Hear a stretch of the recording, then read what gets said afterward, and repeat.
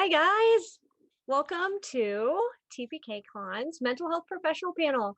We're going to be discussing personality in RPGs. So we're going to go around and get started very quickly. We're going to go around in overlay order, do some quick introductions, and then get into the thick of the discussion. We will be taking questions, so if you guys want to type questions up in chat, please feel free to do so. We love questions, and I'll go over a disclaimer when we're done with intros.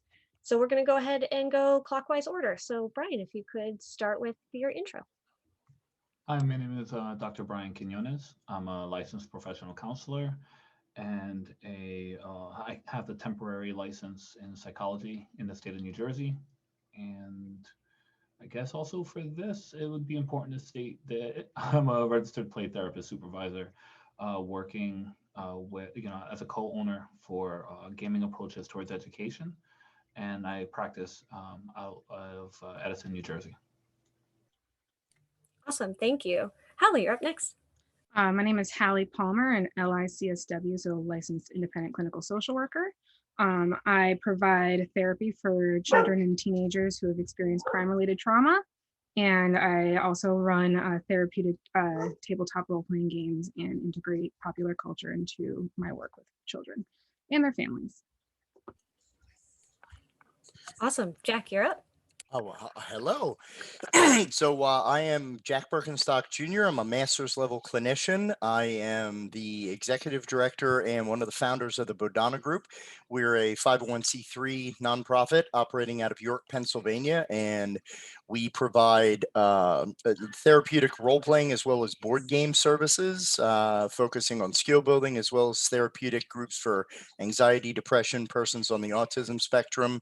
We also offer trainings, consultations, but I'll talk about that a lot more kind of on the out so we can dive right into what it is that we do.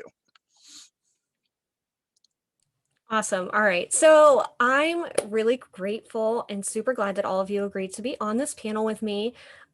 So I am going to give a quick disclaimer because I think this is the first panel we've had at TPK where we have all and only licensed mental health professionals and professionals who have credentials and the whole 9 yards, which, by the way, if you are interested in mine, I am also a licensed social worker.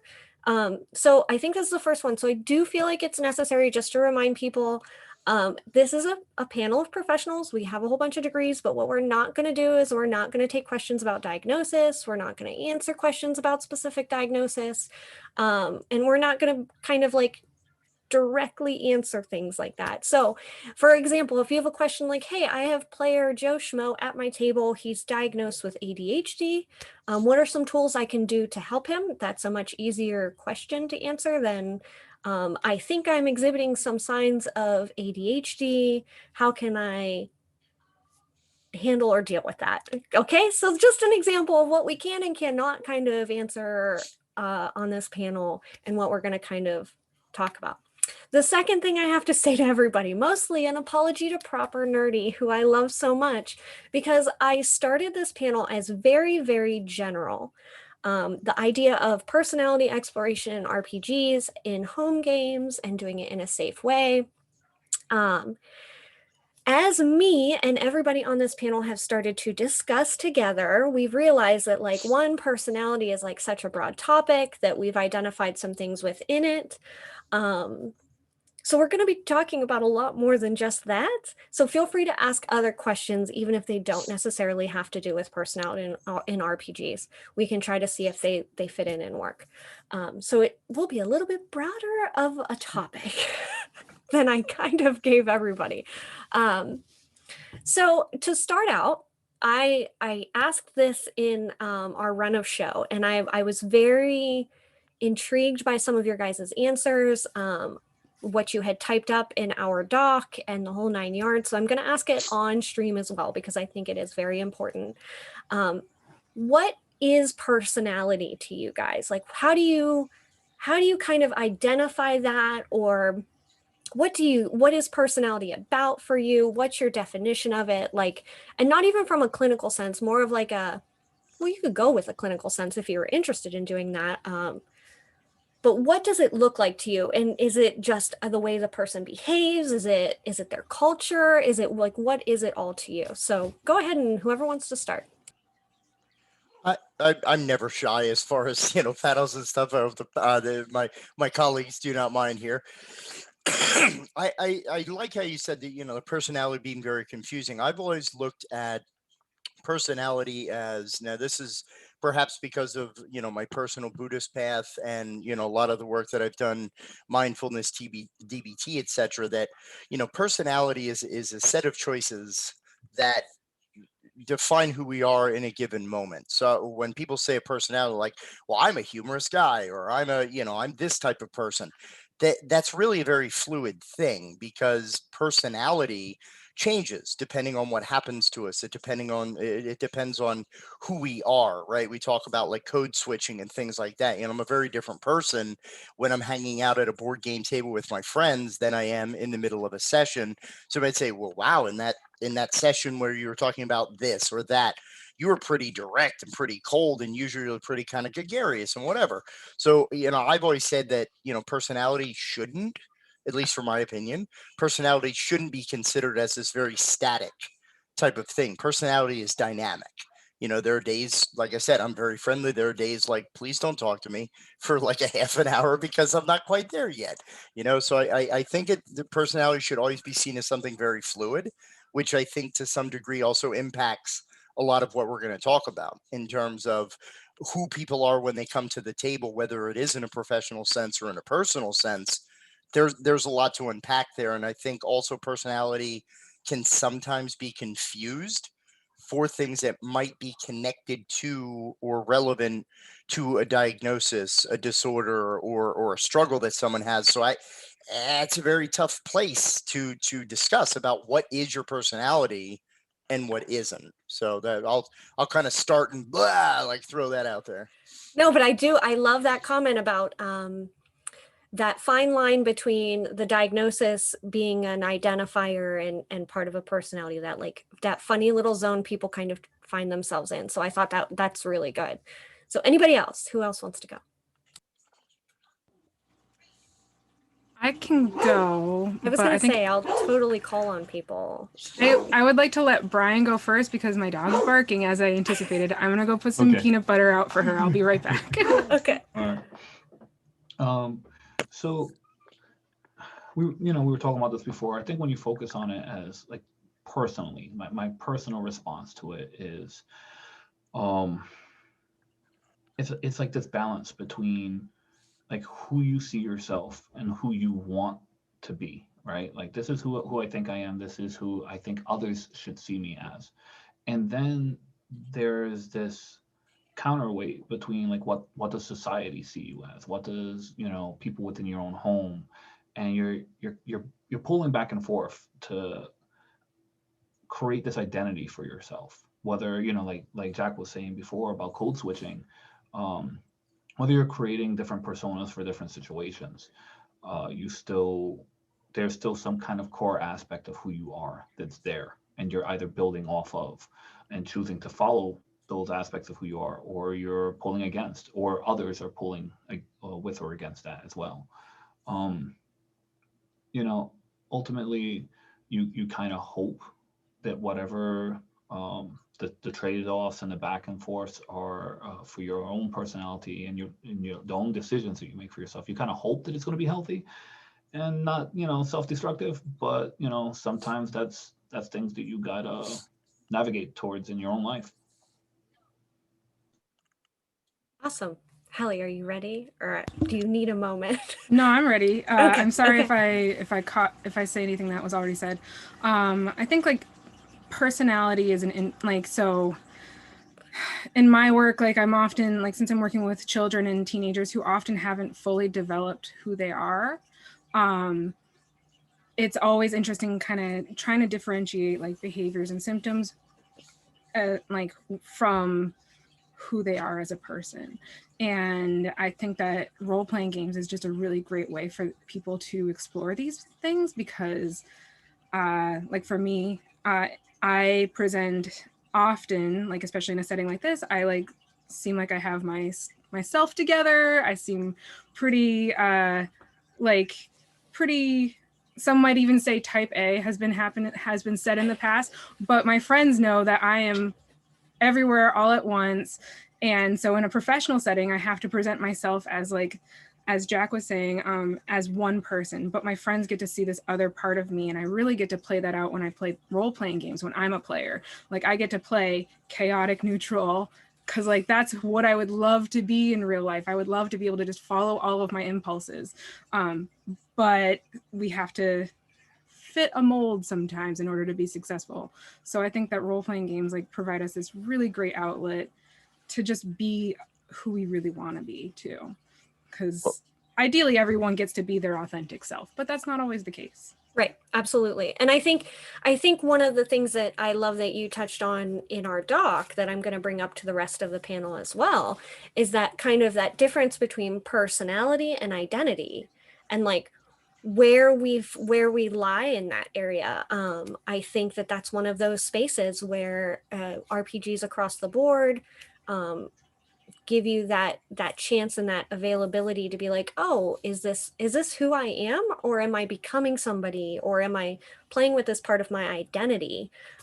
So what do you guys feel about that difference in personality and identity? Because I think that's also very important, especially when running games, because as GMs, when we have people who are like, oh, that's something my character would do, we have that trope of, oh no, that's my character's personality, and we all kind of know to some degree there's usually a small sliver of ourselves in our characters, even just like the tiniest little bit, just a tiny bit. So like, is it that person and their identity and their personality just kind of like sliding out from behind the shell a little bit? What do you guys think about that identity of that, or that question of identity versus personality, or are they the same? Do they run in tandem together? I think for me, like professionally, the different jobs that I've had kind of forces me to buck against certain things. I spent a lot of time working in psych ERs. So I spent, about a good 7, 8 years working in psych ERs, and having to deal with the medical model of working with clients was to me very like it, to this day it's still kind of uncomfortable. Like even in private practice, which is, oh, who are you? Oh, I'm bipolar. No, no, that's, like the idea of Right. you're not your diagnosis. And so there is, back with role playing and whatnot, it's, yeah, that might be a part of what you're living with, but that doesn't have to be who you are. So creating opportunities to create new identifiers, creating like new roles for yourself through role play and through storytelling, I think for me it's really important to just be mindful of throughout the whole process, both professionally and personally as well. Well, yeah, it's kind of piggybacking off of that. I mean, if we just look, because I said I was going to squeeze it in somewhere, right? If we go back to like basic Psych 101 stuff, like Eric Erickson and life cycles theories, right?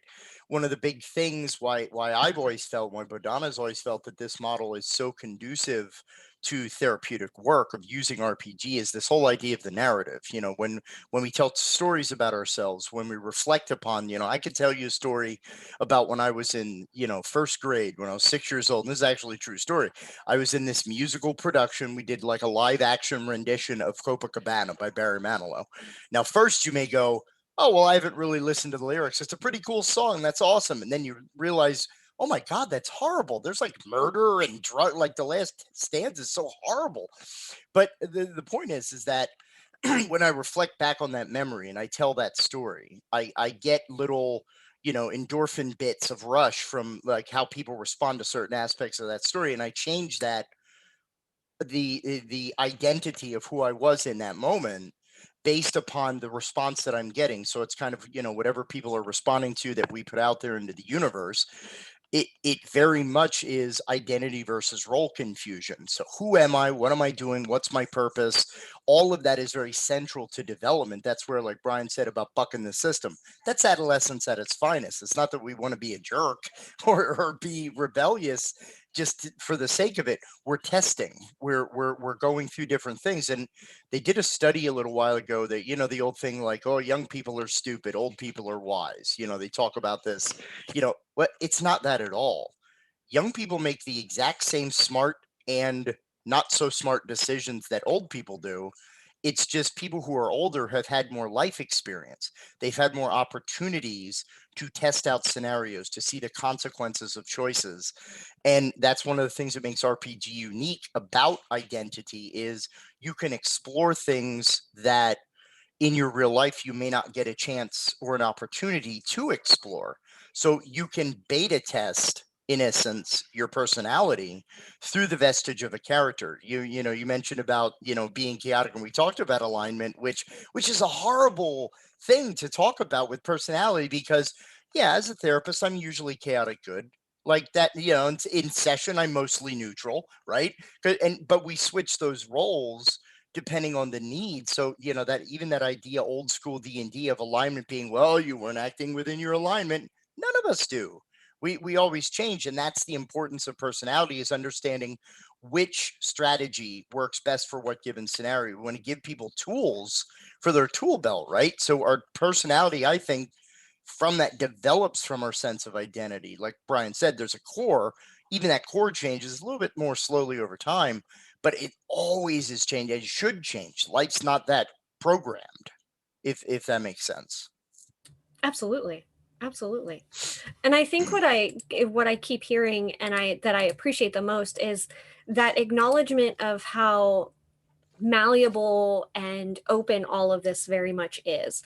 Like, when I think about the things, what I hear the most, I guess I should say, is, hey, you know, I want to like explore this part of me that I've never really explored before. I want to heal this part of me that I've never like really touched on, or anything like that. And it's like, well, this is a wonderful vessel for that.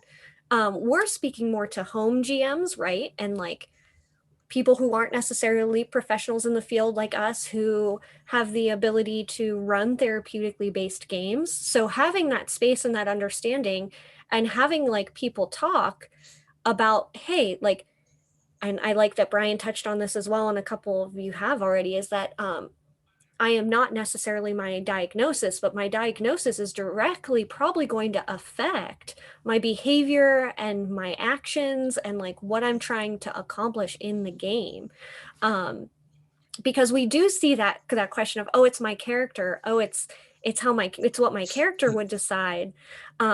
And sometimes I think there's some validity there, because I don't think it's necessarily the character. I think it's the player, and the player's like just sometimes doing things where it's like, oh, I think that's just kind of some of you, and that's okay, right? Like, that's not a bad thing. But that phrase in and of itself usually comes with, oh, something bad just happened, my character made a bad decision, and my party's now mad at me. But it's what my character would have chosen to do. And it's like, was it your character, or was it you just deciding to do that? I'd love to say a little something on that. So, sometimes, speaking as the person who has done that in a game, because I love to just be this person that I think I could never be in real life. Sometimes we use the phrase, it's what my character would do, to justify bad behavior. And I've done it, like, because it's fun. However, like, anytime that you are in charge of a group, as in being a DM or a GM for a tabletop role-playing game, you have there's a social contract, and it could be stated explicitly or it might not be, and it's totally fine to explore parts of your like identity or personality. We do it all the time in every part of our lives. We do this like as we grow, and once you get to a certain age, you have a pretty solid understanding of who you are. And I feel like I'm just now getting to that point in my life where maybe I know who I am a bit, you know, so it's totally normal to explore these things in every aspect of our lives. But if you're ever doing it in a way that is detrimental to other people, that's when it's problematic. Like, so like if you're trying to, if without consulting anyone at your table at your home game, which is supposed to be fun. Like, yeah, you can, like, I regularly explore parts of my identity related to having ADHD. And it's something that I am finally kind of saying is a part of who I am. And I use a lot of identity first language for myself. Like, I'm an ADHD, like, and a lot of people with autism will say I am autistic, because we're owning what we're living with. That is one thing, like exploring like impulse control and stuff like that. But it's a whole other thing if I start unpacking all of my baggage in front of you and I haven't given anyone any opportunities to say, I really don't think that we should talk about that, because that is bringing up some really difficult things for me. Like, I'm thinking trauma. Like, you have to have the okay from the people at your table. And as a DM or a GM, it is your job to maintain the safety of the group. Otherwise, say goodbye to your group, because Absolutely. they might not find it safe. Can I add on to that Yeah. for a sec? So I think when we're talking about this aspect of, working on personality or working on aspects of the self, if you will, I think that something, I mean, one breakdown that we make a lot when we talk about even what therapeutic gaming looks like and gaming in general is we talk about, gaming is therapeutic pretty much most to all of the time. Like, it's that little vacation that we don't have to book a hotel for, right? We can go to all these different worlds. We don't have to go to Travelocity or whatever. So I think that there's something to be said between the difference between a therapeutic game. Like, when I played role-playing games, just speaking again, we're kind of personally sharing a little, I am also very heavily ADHD.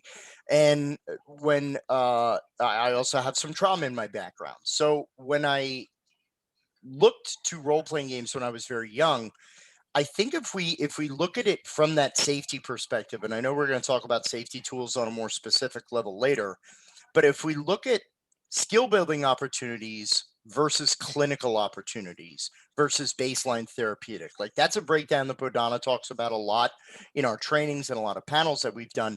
It's fun after 40 hours of being Jack for a week to go into a setting where I'm not Jack, where I'm a treasure hunter or a detective or a wizard or whatever. But then there's a skill building aspect to it that it's not just for fun, but I think a lot of us come to this place without a lot of injection. I got a lot more confident through expression, through role playing game. I would play different roles. I would try different voices, and I would kind of learn that, hey, I'm kind of funny. I could drop notes. I could command a room. I could speak confidently in front of people. Whereas when I was very young, I was never able to do that. Organizational skills, planning a campaign, emotional learning, like all of these things that are skill opportunities, I think are fine to explore. But I think, Hallie, you touched on it very accurately. When we talk about things like a trauma or things that are emotionally resonant or things that are very sensitive, it's understandable that we would want to use the safety of the RPG medium to explore that, because RPG creates natural safe space through the vestige of a character avatar. It where it may be my character, but I can very safely hide behind, oh, that's not Jack experiencing that. That's Jack's character who's experiencing that. So I think it's very attractive for people and very alluring to want to explore something emotionally resonant through that character because of the dramatics of play as well.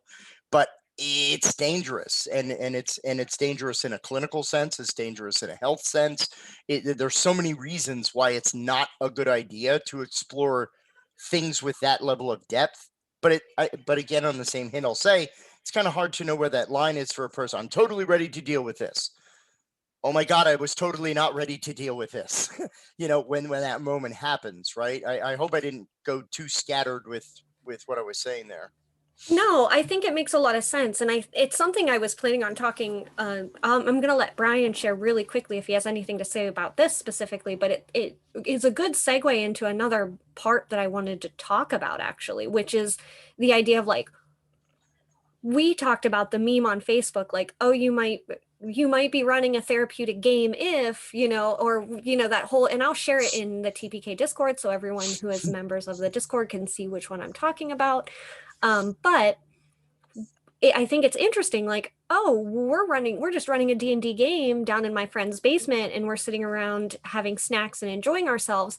But that's therapeutic, or it can be without you even realizing that it is. And I think that's why it's important to like talk about some of these topics of like what might be off limits. We had a panel last night, and shout out to Foxy, because I might be the outlier here, but he talked about a handful of things that listen, you want to get weird and funny in my D&D games at home? We can get weird and funny, but like it's still just a fun game. It's not therapeutic, right? Like we're not running a therapy game. So I think that's an interesting segue into the next thing that I was going to ask you guys. But Brian, if you have anything else to add about the idea of like identity or exploration. Well, yeah, on the identity and exploration piece, we tend to use a couple different systems in our office. And one thing I've noticed is when we use a game like Kids on Bikes, right, where the flaws are, you know, you're going to pick your flaws, you're going to pick your strengths. But I've noticed specifically with that game, and it's probably because the flaws are there more for flavor, right? They don't have to be mechanically used against you, at least, you know, how we have been playing. There creates opportunities where people reevaluate not just their strengths and their flaws throughout the game. And so sometimes character growth might also mean, well, you know what? I don't think I have this flaw anymore. I think I've been doing this a lot more. And this is the kind of flaw that I keep seeing my character, you know, whether or not it has to do with the player as well, acting out more. And so we kind of leave room for someone being able to change their flaws and their strengths throughout play, rather than just like at times, rather than just locking it in. It's just like, well, you know what? We're not. There's no like real leveling up here, but it seems like your character has grown, and seems like you know your role is changing as you're playing. Let's explore what that means for you and for the other players on the table.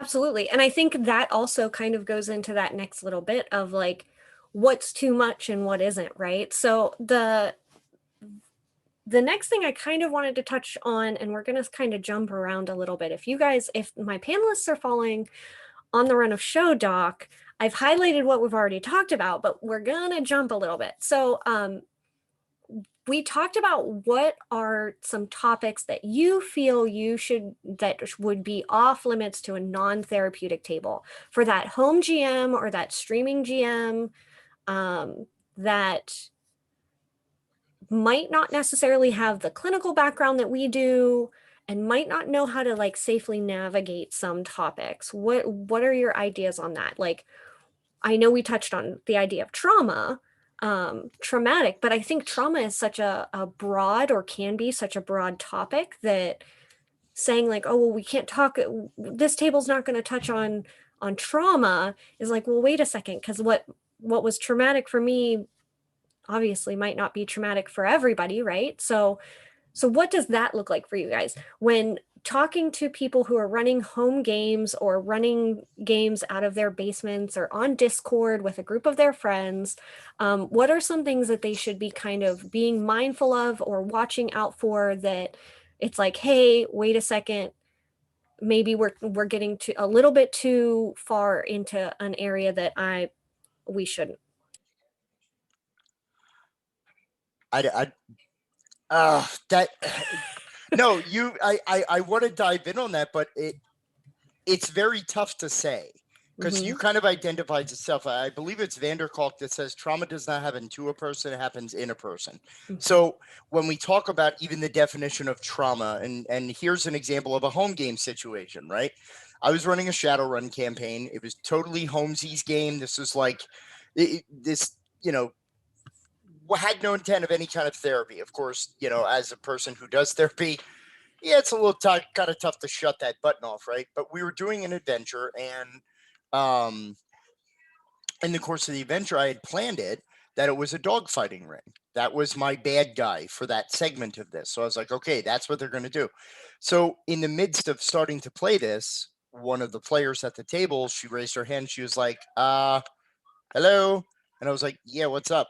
And I had never encountered this whole thing where a person said, yeah, I'm not comfortable with that. It was literally the first time in all of the time that I've been role playing for like 37 years at this point.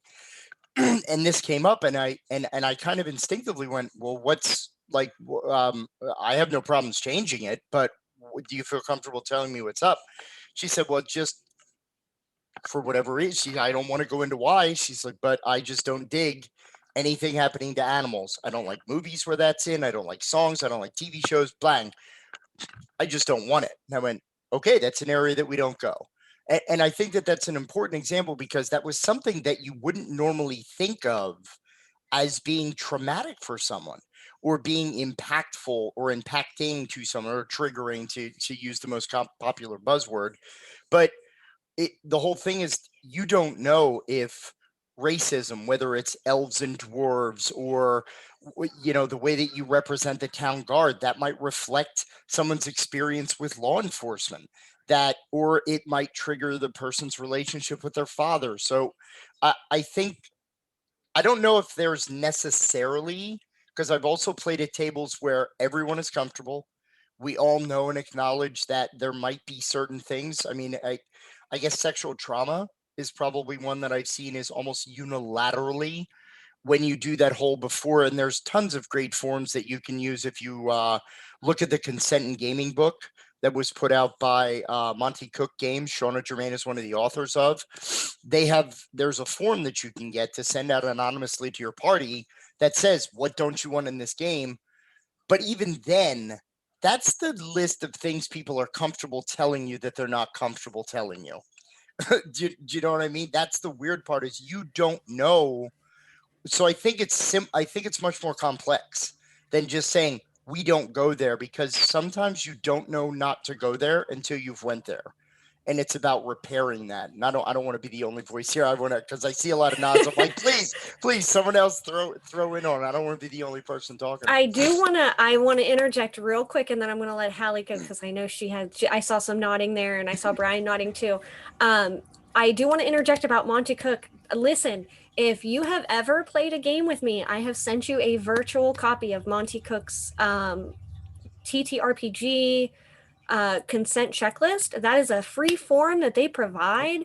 It is anonymous. It is wonderful. I cannot say enough about how much I love it, because it gives you it's the red, yellow, green system, but also gives space to type in explanations on what it is. Like, hey, when we're talking about this, can we do da da da da da da da? It's a wonderful, wonderful resource. So I fully support that, and that book is wonderful. So go ahead, whoever, Hallie or Brian, whoever would like to go. I'd love to go, but I want to be mindful of everyone's time. But I echo what Jack said, that you don't always know what's going to be a subject that you can't talk about. I really like the veils and lines system, or the X card. And what I like about those systems is that, so I'm playing, like, there's a game, Thirsty Sword Lesbians, and you reward people with X experience points when someone uses the X card, or says that they have a new line or a new veil. So lines and veils are either lines that you cannot cross. So this is often like about sexual abuse, assault, and violence towards children, animals, and anyone who, children and animals is usually one thing that they might say that you can't go there. But there's depending on what like community or identity you you feel that you are a part of, like that can change, like whether it's that you want to make sure that there's no discussion about religion, maybe you have your own things from that, or if you really don't want to go into any discussion regarding like physical abuse, that could be a new line or veil that you could say, and you could say that you have an X card, which means that you kind of have to kind of rewind a little bit, and end a scene in a way that is good for everyone without crossing any lines.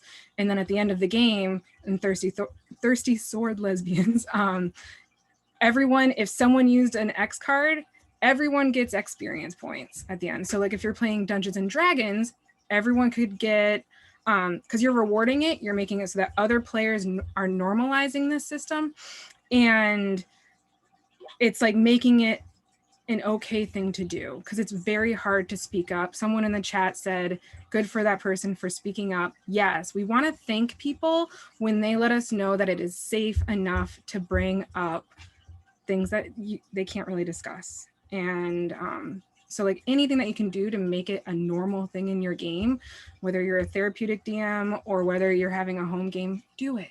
It's better for everyone. I think for us in the office, and to think about like when you're working like in a home game, right? It's first, what are you not comfortable with as a GM, right? And because if you're not comfortable with certain things, your players might put you in a spot that you're not ready for, and then like that is something that you know doing it therapeutically, you can get caught off guard a couple of times. I would also suggest the idea of as you're learning what some of your players aren't comfortable with, that this becomes like almost like a starting point for your later games. So, for example, I know between myself and Timothy Grant, he's also the co-owner Gaming Approaches. We have like hard limits on certain things, right? So that might be child abuse, domestic violence. There's a couple of things that we don't want to see in the games that we're running. Now, like having said that, I think some of it also depends on the type of game you're running and the type of community you're running with and for. And so on the GMs, for whoever you're running it for, be mindful of your own community. Be mindful of your own players as well. An example of this would be, we've been, invited to do LARPs that were on topics that I would not be comfortable with because of my own like traumatic history. And so it's like, no, I'm not going to touch that topic. I think, maybe other topics I might be all right with, but that's a hard limit for me. And I know we're going to talk about safety a little bit more later, but that's one thing I would say is you have your own examples first, because you're as the person running the game, in my point of view, you should lead by example on that.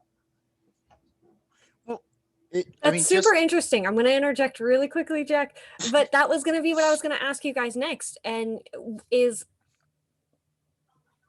if you're talking about a home DM, like if we're talking about a home game, non-therapeutic, folks hanging out, how to tackle some of these topics, right? Because that uncomfortability can be very overwhelming feeling for somebody who doesn't have background in how to handle it.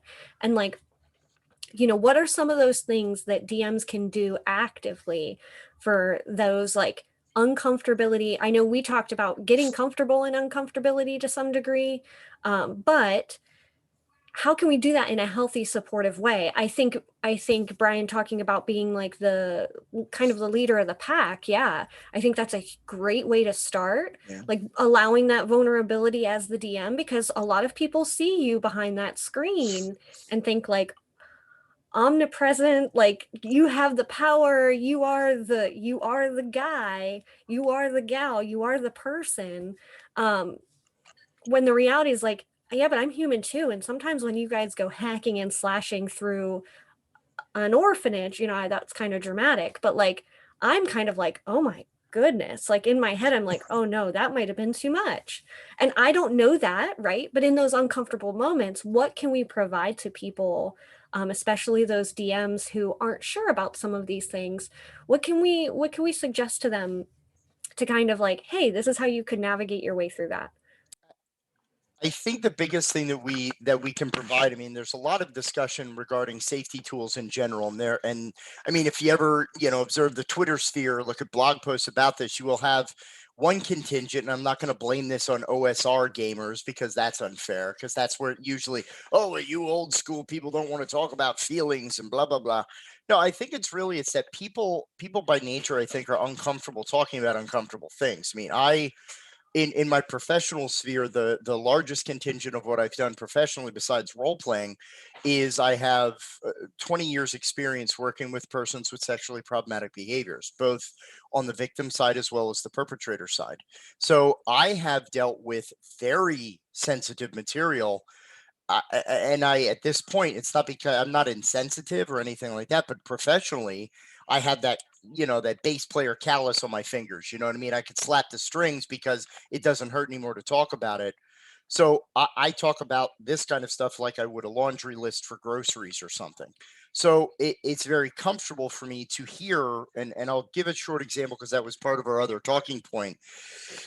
We were running one of our grant funded games and we were playing in a kids on bike session, and during a simple moment, I love that Brian brought up kids on bikes. Like, we were running a thing where we normally have the kids describe how they interact with their in-game parents as a nice little analog at how they identify with their parents. And it's very interesting to see kids wanting to do more like, forget that alien nonsense, I want to role play this ABC after school like moment where like I'm rapping with mom and dad about girlfriends and whatever. It's really phenomenal.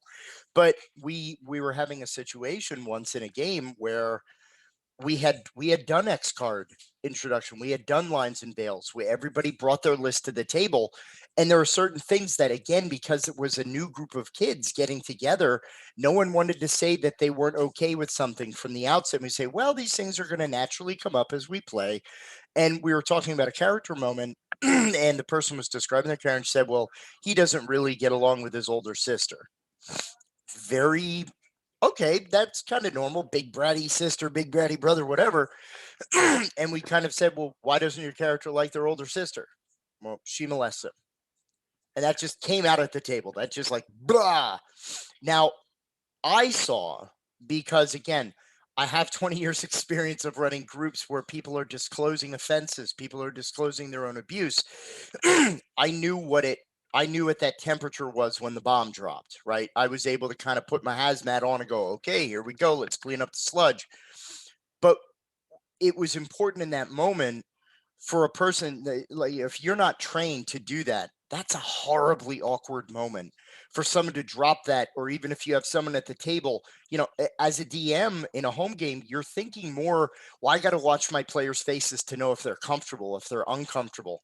Now, in a therapeutic sense, I'm watching for emotional reaction, or potentially, even to prevent an abreaction, right? When we're doing any kind of intervention or challenge. So in that moment, it was very important that, we use script change, which I'll talk about when we get to safety tools. But one of the things about that is there's a pause and a resume button. It's very basic, uses buttons like on a VCR, or, sorry, for those not as old as me, DVD players. So in that, we had to pause, check in with everybody. And part of it was, we weren't asking, so does anybody here at the table have trauma that makes that uncomfortable for them? No, you don't need to get that deep. It's very simple to then go, okay, there was some pretty strong stuff there, and I saw some reactions from the table. So I was kind of calling out, and that could be very simple for a home game. Safety tools are for everybody. It's not just for therapy, and it's not just for quote unquote woke people. You're playing with your friends. Why do you want to traumatize your friends in the middle of a friendly weekly game where everybody's going to relax and have a good time? Now, if you got an edgelord table and you just want to make it real and blah, make sure all the people at your table want to be that real. Then go ahead. We're not telling you can't have content like that. Some people like that content, the same as some people like horror movies or, like Hostel and movies like that. Some people dig that stuff. Great. Do you, dude, or dudette. But I think it's about not forcing that and recognizing and being conscientious about your table and the people that you love to game with. And this is even if you're at a con game. Safety tools are for those too.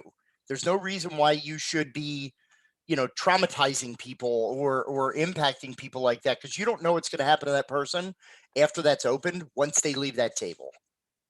you just don't know. So you should not want to be responsible. I'm sorry, I'm very passionate about this. So when we talk about safety tools and consent, I get really fired up. I'm sorry. I'll shush for the moment now. That's okay, because I do appreciate that. One of the things that I do love, and I know we all kind of like have our own like favorites and stuff like that, the things, but I do love that everybody on this panel has identified their own personal and professional safety tools that they're like, these are the ones I fall back on. These are my go-tos. Because at the end of this, for the viewers, I am going to link a lot of that stuff. So, and I am going to link a lot of you guys's professional stuff. So if they have more questions or are more interested in what's happening, they can ask if they're not comfortable doing it here. But what I really appreciated is that you used an example similar to one that I was going to use, of the idea of like, in those moments though, when you're sitting in your friend's basement, just having a good time playing a game, and someone drops one of those very emotional bombs, and just kind of chalks it up to, oh, well, that's like my character's thing. That's like a character thing. But you as a professional, like I can pick up on different things like that. But for a home DM who might not be necessarily in tune to those emotional reactions, how can they navigate those moments of like, okay, well, we're diving into some pretty heavy content right now. We can pause the game for a second, take a break, go take a breather. But what are some of those other things that they can do in the moment where it's like, if we're going to flip the script without talking to anybody, or like, what are some ideas that you guys, I know that for myself, I have had those moments in games, and I'm a big fan of like, this is me as a home DM. I'm like, oh, well, your character just received an imaginary or a magical spell scroll. Check your phone, you have a text message. Right? I do it all the time where I'm like, oh, okay, we're going to keep playing because you're trying to be casual about this. This is a home game. I'm checking in with you anyways because you're my friend and I want to make sure you're feeling okay. Like, are you sure this is where you're going to take your character? Or are you sure this is what's happening? But oh, hey, you have a little parchment flies in shaped like a bird and lands on your shoulder, and you open it up and you have a text message to read, or you have a Discord message. Check your Discord messages if we're playing on Discord. That's one that I use all the time. Or I use NPCs a lot as deliverers of like, hey, like, how are you doing? If we're talking about a sister who has done this very traumatic thing to a player, maybe we can deliver an NPC to that person to kind of like check in with them, or like something along those lines. Oh, those are my dogs. Now it's my turn, Hallie, don't worry.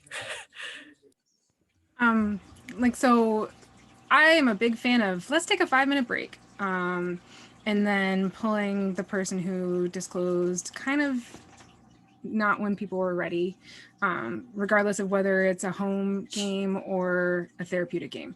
So let's take a break. And like everyone like uses the bathroom, gets a snack, whatever, and you pull the other person aside. If you're ever in a situation where you can co-DM, this is a really great time where your co-DM can pull aside the other person. If you're online, then that person can do a breakout room or something and check in with them, and then also kind of like reinforce the rules and expectations for the game. Like at minimum, even if you don't do safety tools, at minimum, you should have a session 0 for any game where you say, this isn't going to be the full list of things that you can do or not do, but these are some guidelines. Like when I'm DMing for teenagers, we got to keep it PG-13, try to use replacement words for swear words. We respect pronouns, we respect each other's identity. We're going to try to be as open and understanding as possible. These are the things that you cannot do from me as the GM, because I don't want your parent or caregiver overhearing our game and being like, this is therapy? Like, we have to have, lines that they can't cross. So at minimum, you need to have one of those kind of lists. Ideally, everyone will be using safety tools, but a 5-minute break, and as a DM or GM, you need to feel comfortable holding these lines. And it's a process. Everyone messes up. Everyone has messed up. And it's like, I love group therapy because you really lean into, okay, what did we learn from that experience? And that's harder to do when you're having a home game, when these are your friends and people that you care about, and you're gonna mess up with them too. Like, if people stop showing up to your games, you might have messed up a little bit. And you just have to have self-reflection and realize what happened. I think I mean, like because we're talking like balancing back and forth as far as different types of safety. Without going into that topic just yet. If you're doing this at home, you're playing a home brew, you're playing a home game, uh, know your system and know the mechanics of your system. So, for example, um, playing like belonging outside belonging games, playing Teenage Nightmare, for example, there might be aspects of that game mechanically that I may not be comfortable running, but I know that my players are, right? So I might leave certain things open because I know because therapeutically, I know this is what they're going to be working on and working towards, right? But even if this wasn't a therapeutic game, I would know the system inside and out before trying to use it, right? And the reason is because you want to know where you can break it. And looking at, for example, like D&D, Pathfinder, like those type of games, right? Break your game. Just break it and put a safety mechanic into the mechanics of the game. And so, for example, maybe add something in the game that is going to reward some kind of emotional support, right? Or some kind of, okay, like it looks like your character, and giving the player enough room to separate themselves from the character. This is what the character is going through. So, if you're focused on that point, you might be able to give them enough time to recenter themselves, right? It seems like your character is going through this. How can we help? How can the players help? And try to have the other characters help out that character. Um, and you might want to add, like, some other games have, like, again, going back to Kids on Bikes, they have adversity tokens, but I could spend it on somebody else. Savage World, they have bennies, but like sometimes I'll ask, hey, can I spend this on another? I was playing Dream Chaser the other night, and it was like, can I spend my belief points on another player? And at the game, it was like, oh, maybe not. But I know for a fact that if I'm the one running it, I'm going to allow it. And so knowing where you can break the game and where you can help out your players to be able to help themselves and help each other out. Well, I'm gonna pop in again. Jack, I keep cutting you off. I'm sorry. no, it's okay. I keep wanting to talk, so I don't know if that's my problem or whatever. So, Brian, I do want to ask you, for our viewers who might not be familiar, can you explain a little bit of belonging outside belongings games? So they are great, Yeah. but people might not be super familiar with them. So knowing Jack and his ability to memorize everything, Jack might be the better person. I've actually never played a belonging outside belonging game. I have Wander Home, which I know uses that engine. I have not yet gotten to explore it because I have the shelf of like over 90 RPGs that I think I've played like 25 of them maybe. So I don't know the system as well. One of the things that comes up in the office a lot is I will sit on a system for as long as a year or more until I feel like, okay, now I'm going to go play this. And so for me and Tim and a couple other people on Discord have been talking about these games for like over a year. And I'm only just finally getting a chance to play one right now. Tim was comfortable enough that he felt he could run it in session. And so then I was like, all right, I'll be like kind of co-GMing by playing alongside, right? But one of the things to kind of like keep in mind with those type of games is the idea that you're playing people who feel like they don't belong in society. And what does that mean for your players? But also, as far as mechanically, you're playing this game as a GM full game. So everybody's taking turns and everybody's part of the GMing process. So you might have your character and you might have other aspects of society that you'll pick up and play in a given scene. So somebody might set the scene. Okay, me, you, and you are going to be in this scene. But I think I'm going to be playing social media right now. and how that's affecting the players in the scene. And so the reason I specifically said Teenage Nightmare is, like, again, understanding where the author is coming from when they're talking about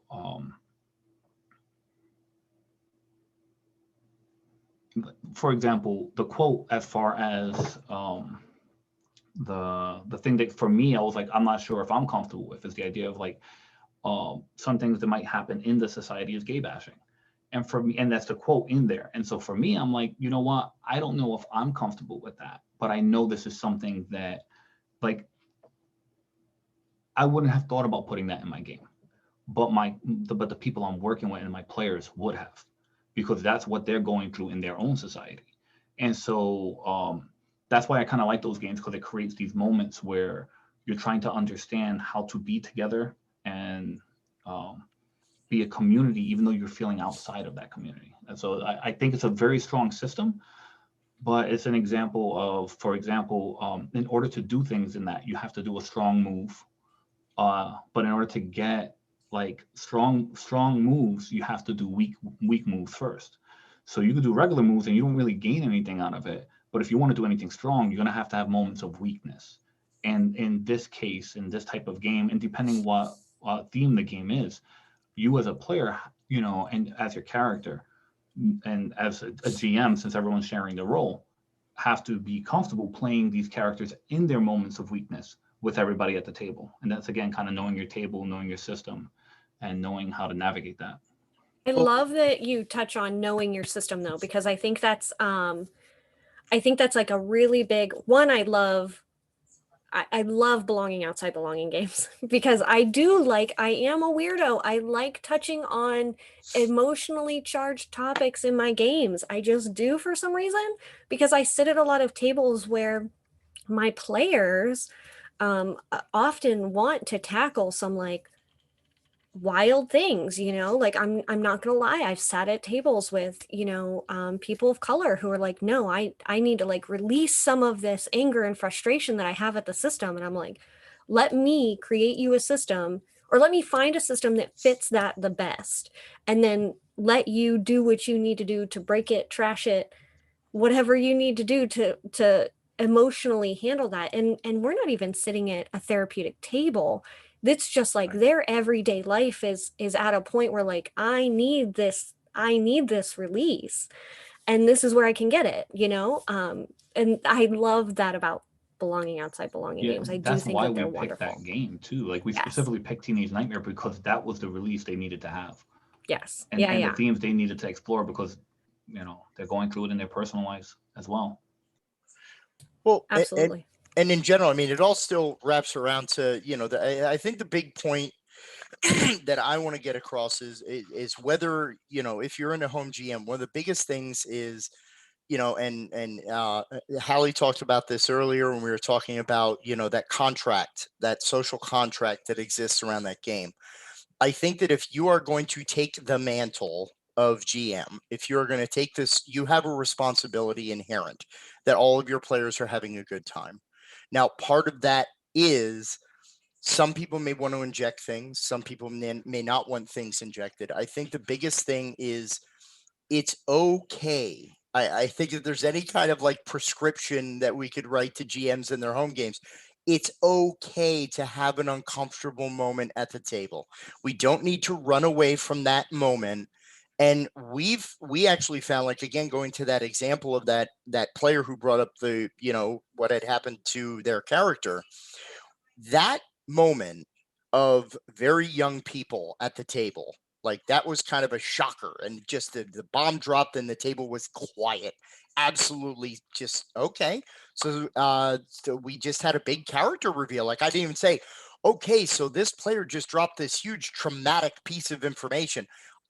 As a framing, it was like, okay, let's just call what we see. It's like, okay, so that was a lot of information. Why don't we take a few moments? You know, just like, again, Hallie said, why don't we take a few moments? Let's get a drink. Let's go use the restroom. Let's come back, and let's just talk about how we felt about that, because it looks like some folks had a reaction, and we just want to make sure that everybody is okay. what was amazing about that moment was, again, we were dealing with kids who were like, between like 12 to 16, right? Fairly young kids on some end. And when they came to, some of these kids are sitting there and they're like, well, okay, I'm not comfortable because that's like, I don't really like hearing about that kind of stuff. So, like, now if they want that as part of like who their character is, I'm totally cool with that being part of their background, but just could we just not maybe talk about it during the game? And I said, okay, so what you're saying is that's a boundary you want to set. How does everybody feel about that boundary? Does anybody else feel the same? Does anybody else feel differently? I didn't say, hey, why don't you tell me whether or not you have this in your past and open up and here's a box of tissues for everybody and let's, no, you don't have to get that deep. You don't have to be that afraid of that moment. You're still just assessing, how do people feel about that? What is the rule moving forward? And then from there, okay, that, again, lines and veils, that is a line. We're not talking about this openly. That character knows it's part of their character. So everybody at the table knew in the future when that person was interacting with that character, or I actually talked to the player and I had it be that eventually the parents found out about it and sent the sister away. And we didn't discuss why. It was one of those weird moments where that player wanted to explore it, but I needed to find a way to find that player's name. And again, this is a therapeutic context, but just as an example, we never went there again in a direct fashion because the table agreed. And we didn't start the game until everyone had spoken their mind or said, I'm comfortable versus I'm not uncomfortable. It's about checking in, but then respecting that space, because once one player has been heard, acknowledged, and what they have shared has been respected, you have set a very, very important tone, not of the emotional content of the table, but the level of trust and safety and stewardship of that table. So by engaging that uncomfortable space and engaging that in a responsible, mature fashion, you've told that one player who sat over there and was like, well, I didn't really like the way that this happened, but I didn't really think that it would be taken seriously or that it was important. No, everyone's voice is important. Once you set that tone, you are going to be amazed at how respectful each person at that table. You are going to have that table grow together. So I would say, don't be afraid of that. You don't need to be a therapist. You don't need to uncrack this and journal, and all of a sudden, it's your time to lie on the couch. No, you don't need to do that. It's just acknowledging, hearing, listening, responding, and respecting. Once you do that, that culture of that table, because that's the other thing. Safety tools aren't one and done. Safety tools are a process, not a step. And once you acknowledge that, that table will grow with that, and more people will be comfortable. And then everybody's getting what they want and not getting what they don't want. And that just elevates your layer of play so much. You will be astounded once you have, once you've trimmed the hedges, so to speak. Absolutely. I like that Heck says a continuous conversation, because that's 100% true. Hallie, I want to hear your thoughts on this, because I know we talked a lot about this a little bit too. So, I think, yes. So everyone has experienced a situation in their own lives where there was a problem and no one was talking about it. And like, that is such a yucky feeling. It's why people like leave toxic work environments. It's why people don't talk to family members. It's why people cut off connections with someone that they were really great friends with for a really long time, because people have a really uncomfortable feeling, and they like, for some reason, people aren't talking about it. And so normalizing difficult conversations, which is what, like, first of all, the world has been doing for the last couple of years, which is amazing. But the thing is, it's not one and done. Like, we have to be able to have these conversations so that not only we can grow as people, but like we can really like improve our relationships with our friends and our family and our colleagues. Like, you got to move through the conflict. It can be hard. It's so difficult sometimes, but we've all been there. And yeah, it's not one and done. You have to, like, when you start if you take Dungeons and Dragons, which is a very rule heavy game, you can take that and you can still like lift it up, even because it can be better too. Like you can have these debriefs before, after, during your sessions. There's no reason why these important concepts can't be done through there. But yeah, if you've got some players that really want to explore certain aspects of their identity, there is a game that's been made for it. Like Thirsty Sword Lesbians was made because there weren't enough queer game designers that were being represented. And there weren't enough stories being told about it. And it's amazing. You don't have to be queer. You can be whoever you want to be and play it. You just might end up a little gay afterwards. But like they were started on Kickstarter. Coyote and Crow, that is one that was made for Indigenous peoples and by and for people who are Indigenous or first, I think. First Nation people? First Nation, yes, thank you. Yeah, no, that's wonderful, yep. So like if you like, I'm pretty certain that one of the outside belonging games was made for people who are Jewish. And so there is a game that will help you tackle that. And like the great thing about these other games is that like if you decide that it's not a line or veil, that you really want to discuss this particular issue, like up front, you know that, let's say we're talking about like homophobia, like whoever your big bad evil guy is or person or organization is, the toxic element, they are bad and they are going to be defeated. And so there are spaces that you can create for this, and it is really empowering, and this is why I love these games. So did I answer the question? I don't even remember what it was. I think you did. That was you did, yeah. Awesome. I had to unmute myself, so that's like part of my shtick. I think I didn't know that until just recently, but I for some reason mute myself and then forget to unmute myself, and then I just chatter away. So I was talking and affirming you, and I'm like, oh, she can't hear me. Oh, sorry. No, that was a great answer, because I think what I'm hearing from everybody, which I really, really love, and I don't think we hear enough of, is home GMs are allowed to have uncomfortable conversations. There is no reason that your game has to just be laughs and giggles and, hack and slash all the time. You can talk about this uncomfortable stuff.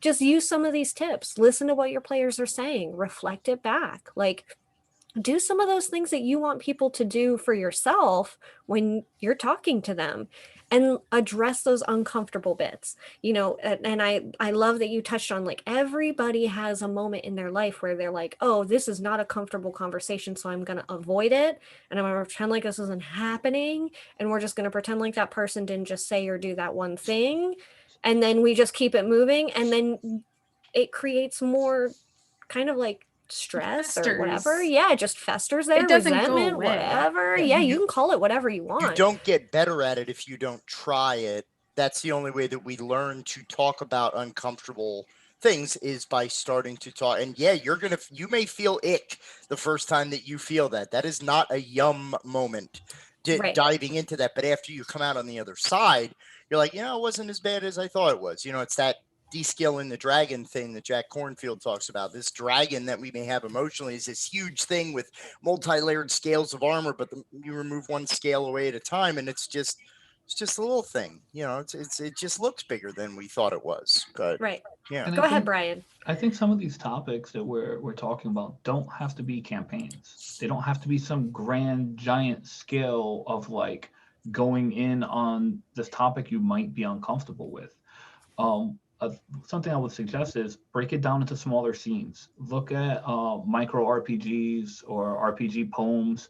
Look at how people are designing games for smaller sessions, and then add that one thing into your session, right? Where you can kind of get an opportunity to really like talk about that. I get a good example. I would say, I think it's called Ketsunagi. It's in the Wish You Were Here and Return to Sender anthologies, and you're just sitting down. I mean, what I did was I actually combined it with a couple of the other short ones in there.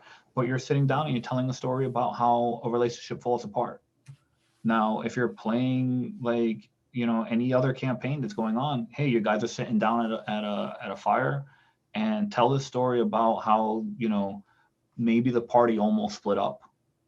And so you're going through that in a shorter form, might be 1 or 2 scenes, might be an hour or 2 hours, but you're still talking about these topics that might help your players become more comfortable bringing them up and playing through them as well. Yeah, I think that's great because I sometimes I feel like home DMs, I know for myself, I felt this way. Um, we feel like we have to bring everybody's backstories and their personality and their identity, and we have to tie it all in, and we have to do all of these things. And this person, if they really want to explore A, B, C, or D, I have to make sure I'm really making that person seen at the table, and all of these different things. It can become like a very overwhelming experience. And again, with the players viewing you behind the quote unquote screen, depending on which game you're playing, but like as the DM, GM, gamekeeper, whatever, them wanting that as well, it can become really overwhelming to think of like bigger things to do with your players and having those like very small snippets of experience. Hey, we're going to have a non-combat game tonight. We're going to sit down. We're going to talk about this experience. We're not going to do A, B, C, or D. We're going to just like allow you this space. We ran a game at TPK, and I'm going to use this as an example. I know that I don't want anybody talking about clients, but personal experience, if you can talk about clients, generally it's helpful, but not necessary. But for myself, we played a game on TPK called Dungeon Bitches. And it was explicitly discussed, and I think Sir Heck is in the chat, so they can touch on anything that I miss. But we spent a lot of time prior to that game setting up a whole bunch of safety features, and we had a lot of consistent living conversations. Like, we were constantly talking about what everyone was comfortable with. A lot of the game, though, it was just a one shot. It was a one shot, and in that one shot, I dropped a little bit of like a bomb, I think, on everybody. I had let everybody know, hey, this is in my character's backstory. She's running from the sexual assault from a relationship. She is on the run. Like, that is what she's running from. In the game, we got to this like very emotionally pivotal part. And what I appreciated about that moment in that snippet was that it was non-combat. It was RP. It was the DM guiding it, right? So the DM brought in an NPC, like this very magical, I can't remember if she was a goddess. I can't quite remember. I don't remember the details. Brought in this goddess of like, sexuality and affirmation and all of this wonderful stuff.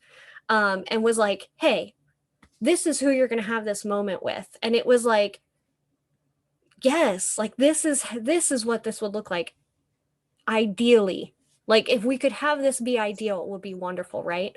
But at a lot of home tables, we don't get that space, right? Like in the moment of like, oh, we're in the thick of something, you're going to run into this very important person to your backstory or whatever, and the DM has to make up stuff as they go.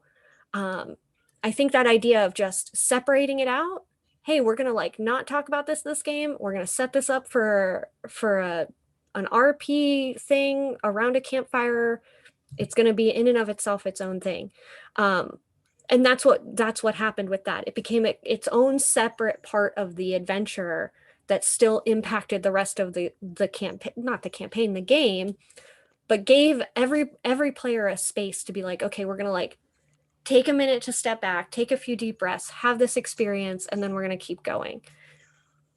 Well, I mean, there's a lot of systems out there, and I think it comes down on another level to why are you playing? Because there are a lot of systems out there. If you want to look at things like Bluebeard's Bride or One Child's Heart, these are systems that are explicitly, and I know there's an upcoming game that a very good friend, Cynthia Celeste Miller, is developing, where it's all about this like weird culture where like these mores and moral fibers of America are kind of twisted, and it is meant in a lot of ways for, you know, people who are transgender and people who are, you know, identify as queer, to be able to have a platform for discussing their feelings about, you know, authoritarianism and the way that people inject their morality into other people's lives. It's a very powerful system, and those designers, you know, Bluebeard's Bride, if you're not familiar with it, that deals very heavily with, you are playing in the identity of a woman with sexual trauma and abuse. That is designed explicitly. If you like, people engage in that game as a contract for an emotional experience. But I even think, going back to one of our central points of conversation, that when you go in for that type of experience, there is a difference, and there are a lot of safety tools and a lot of check-ins because of the content of that game, and it's very fabric, like that's interwoven into the experience. So yes, there is space where we want to do this, but I think it also bears in mind that as we're talking about sensitive material and such, that does not mean that you are healing this or treating this or identifying, well, here's a strategy for you to use in the coming weeks, you know, while we're dealing with this material in this game. Like that, again, we're just talking about it to enhance everyone's experience at the table in a home game. We're not saying that by talking about this, because this is where part of the line was that we wanted to talk about, right, Chrissy? Where, you know, it's not, well, I want to work on my trauma, so I want to play this game to get insight into all of this from people. Well, if it's something that is, and again, that's a tough line to have to describe or to even define as to what a person is exploring. For example, if I'm in a game and I'm, because I've been through, you know, I've attended treatment, gone to treatment myself for many, many years for my ADHD and other things. And part of it was, if you have that kind of emotional moment at the table and you've had this kind of reaction,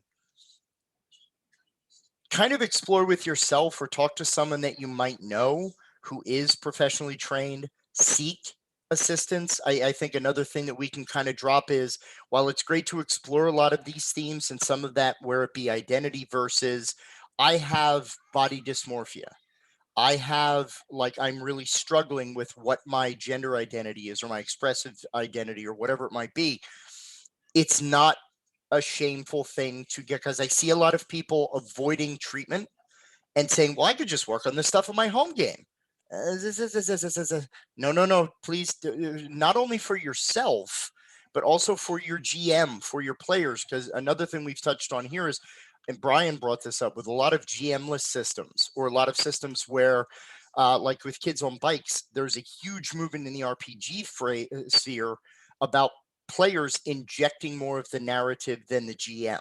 Kids on Bikes, that's a staple. If there's an icky portal with a hand coming out of it, and the player puts their hand through that portal, it says this in the book, the player says what's on the other side of the portal.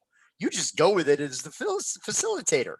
That raises the stakes on dangerous material being injected into your game, because now you have 6 sources for injection, not just one DM controlling it with their big old spiral bound notebook, right? So, but I did want to make sure that we mentioned that, you know, if this is something that is truthfully causing you struggle, if this is something that you're facing as a challenge in your daily life, your home game is not treatment. That is Yeah. not where you go to get better. Seek a professional. There's no shame in that at all. Yes, yes, absolutely. So that was actually going to be where I take this next is I'll like give me 2 seconds. But what I appreciate is that Jack, what I'm hearing is that home DMs can find or help their players find resources. Don't be afraid of stopping a game. And this goes into those safety tools as well that we're going to talk about closer towards the end, but like if you're a home DM and something starts to escalate, don't be afraid to like stop a game and call a crisis hotline. And we have it in Ohio, it's called 211. Dial a number and get a name for somebody to find something that they might need. There's nothing wrong with that. Because I think sometimes, going back to Hallie's first point, I think I just called you the wrong name first. Did I? Okay, good. All right, geez. Going back to your point, the last point you made is that idea of hey, like some of this is like, yeah, let's do it. And some of it's like, let's not, but also can feel very like for the GM, it's like you have to have some empowerment behind being able to like have those uncomfortable conversations and like approaching those topics, like feel that empowerment to be able to be like, all right, guys, we're going to stop this. I'm going to pull Joe Schmo aside. We're just going to chat for just a second, make that phone call, do whatever you need to do to make sure they're safe, and then move along. So go ahead, Hallie. I didn't mean to. No, you're fine. I was gonna, something that Brian had said earlier about micro RPGs. So yes, just like if you're developing new friendships and stuff, you shouldn't just dump stuff on people out of nowhere. This is like social skill 101, but it's difficult for some of us. Like, especially like folks like myself, that can be too much sometimes. Like, here's all my things. However, there are games that are actually designed specifically to help you work through some stuff. So whether it's a micro RPG or if it's a game that's specifically developed by someone in a marginalized community to help them work on these things, there's something there for it. And something that I just recently have been like introduced to, but I haven't done yet, is solo RPGs.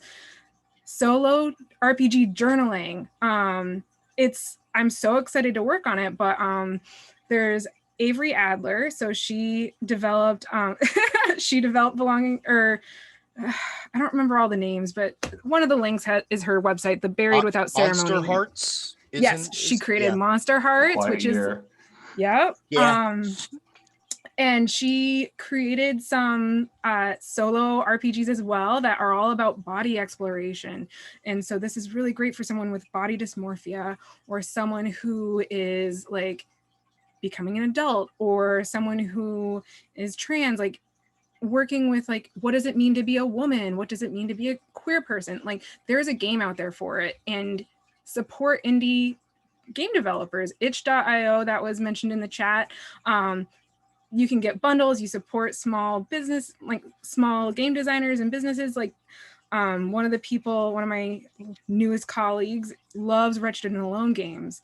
And so like there is a platform for you to be able to do this self-exploration without dumping it on your friends and your friend games. And so like we need to uplift like these small designers. We need to get more people into this. And like, yes, being a GM is a responsibility, but everyone can do it. You just need to be mindful, just like you would with any group of people.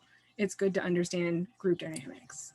Absolutely. And I think that that's like a really good tip too. So I know, so I probably sound like I'm like dropping TPK all the time, but they're like my favorite people. So TPK, they have a whole show. And there's a couple of different ones. So we have the Coven, which is and heck, you can kind of help me with the wording on this. So it's like a femme-based section of the server that is for femme identifying, like in whatever capacity that looks like, where they can like safely be in their own space if they need to be. And we play games that are more focused towards that community. And we call it the Coven, right? So we have the TPK Coven, and TPK also has the Top Shelf, and a whole bunch of other things where like we very specifically seek out these like small indie designers and these game designers, and we even have game designers in our groups who like take all of these things into account and are often available. And this is the big thing that I'll say about indie designers as well, game designers, they're usually 99.99% willing to talk to you about their game. So like if it's something that you want to explore and you have questions about the game, if this would be helpful or relevant, you can ask them. And all of them are usually always super willing to talk to you about it. So absolutely, Hallie, I think you're like right on point. So we're going to touch on a couple more things because we kind of started getting into it. Jack started touching on it a little bit. The last little thing before we start talking about safety and stuff like that, what are your guys' explicit differences between that exploring character or shaping a person's identity and a table being too therapeutic or crossing a line? Like, what are those rules of engagement looking like? Like, as people who play RPGs in their personal lives as well as do it therapeutically, I know I have a couple of like, hey, this is a red flag for me. But I know what that looks like for me. So what can some home DMs like look for? What do you guys notice in your home games? What are some ways we could help DMs identify things like that? I would say it's some of it is the purpose of the game too. So if you're playing LARPs and you're playing games that their whole point is to do a lot of like emotional exploration and release, then that's something that that's what the game is doing. That's part of it.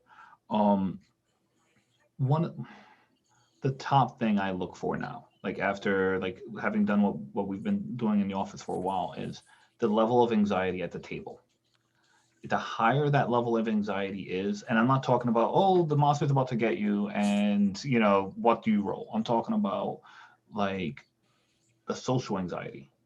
You can get to a certain point where um if you're not able to bring that back down, everything is going to spiral out.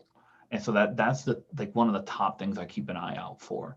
um Especially if I'm seeing that my players are having trouble differentiating between themselves and the character in that moment.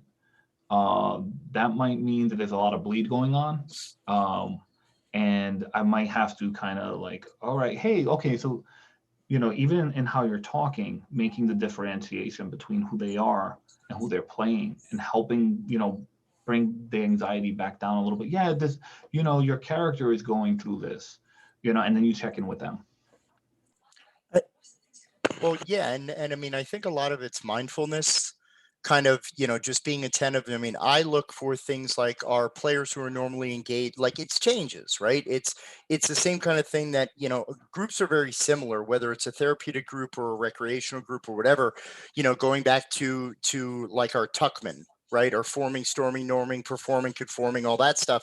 It's very similar, right? Yeah, thank you, Bruce, for our group paradigm, where if I see someone who's normally very engaged and then all of a sudden this person is withdrawn or this person's not as actively engaged in a narrative, it may not be just as simple as, oh, they're bummed out, or they had a rough day or whatever, or they're just not feeling it. Like that's part of the check-in, which you should be doing for your friends anyway, right? Like I think I said about the joke where if you have a conversation after your game, you might be running a therapeutic game, but we all have those moments where we check in with our GM or the GM checks in with the players. So how do you think everything's been going?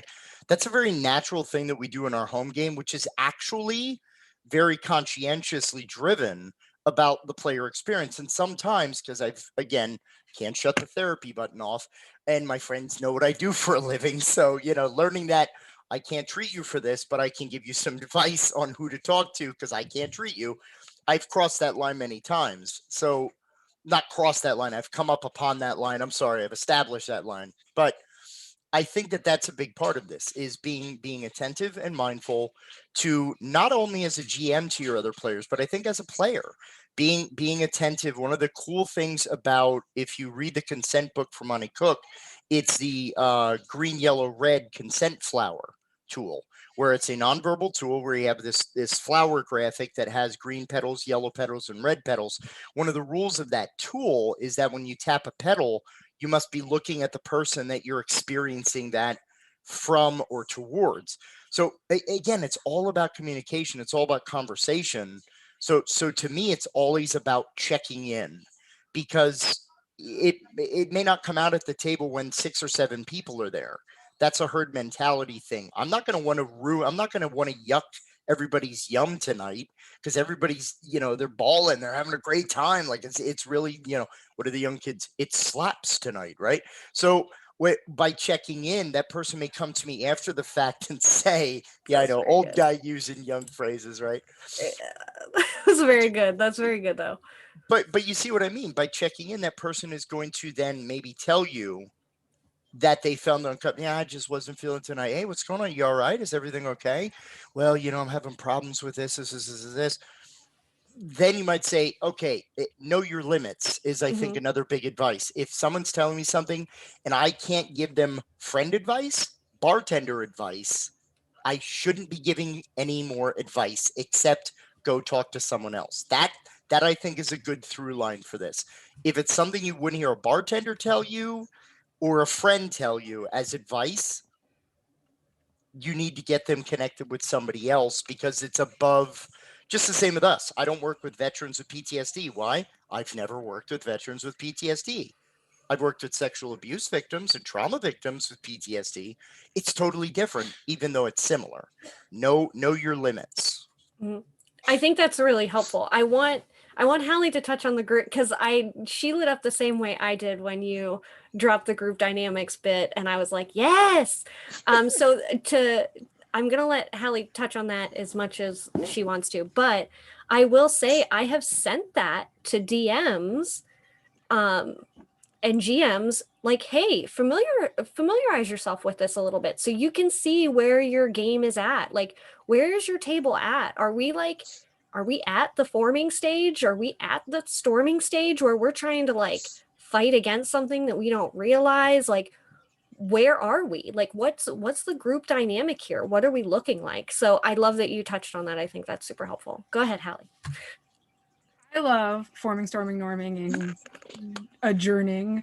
Oh yes, the mysterious fifth step that most Yeah. people don't talk Yeah, about, can right? we for See, some like, reason never get to? Yeah. There's like, I highly recommend everyone who likes groups do a group class. Like, it's so much fun. Read the Wikipedia page on group mutual aid or whatever, because it's so fascinating. It works for literally everything. Families, like work, home, like forming is like when your group comes together. Storming is like there's gonna be some conflict. Heads are gonna like personalities clash. This happens in every group. Every time you add a new player, a new person, you're back to storming or forming. You start the group cycle all over again.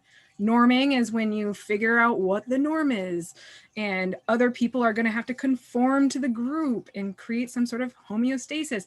And adjourning is for groups that have an endpoint. Like, what does that look like? How do you conclude your thing? And this works so well for tabletop role-playing games, especially if they have an ending. And it's really great if you look into group dynamics. When you were talking about what is a red flag, okay, red flags for me are people who help seeking deniers.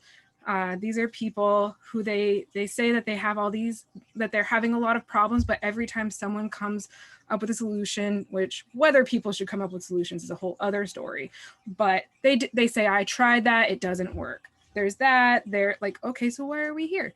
Like, why are you part of this group? Like, why did you join if you didn't want to work on this?